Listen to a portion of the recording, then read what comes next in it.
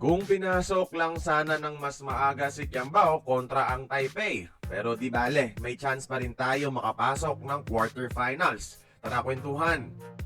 Unang laro ng Gilas kalaban ng Chinese Taipei. Slow start tayo at kumukonekta ang Taiwan mga idol. Lalo na yung point guard na si Chen.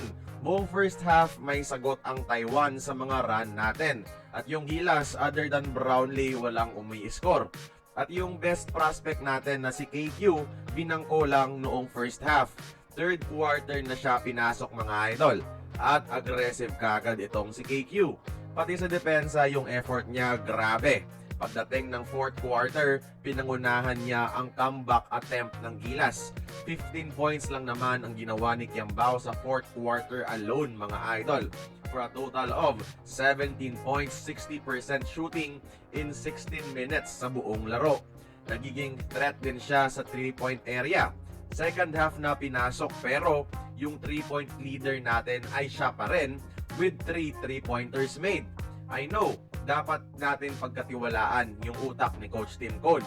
Pero sana kung pinagkatiwalaan lang niya si KQ first quarter pa lang, di sana umabot sa ganito yung tambak at baka nanalo pa tayo. If KQ played 32 minutes mga idol, 34 points sana ang ginawa niya along with 8 rebounds.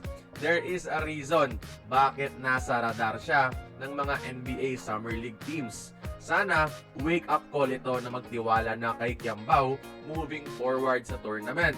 Talo pala tayo sa Taiwan, 95-87 mga idol. Kaya heto ang tanong ng karamihan.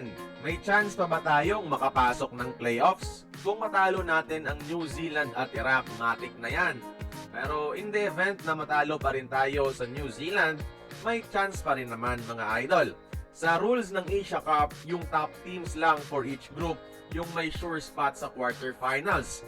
Yung second at third place, maglalaro pa sa crossover playoff games kalaban ang nasa ibang grupo. So kailangan natin manalo laban sa Iraq sa Sabado at kailangan din matalo ng Iraq sa Taiwan mga idol para sure na makapasok tayo ng crossover games. Yung makakalaban natin kung sakali ay yung second place ng Group C. Ito pala ang standings nila after day 1 mga idol. Pagdasal natin na China yung maging number 1 sa kanila at mag number 2 lang ang Jordan para sila ang makakaharap natin.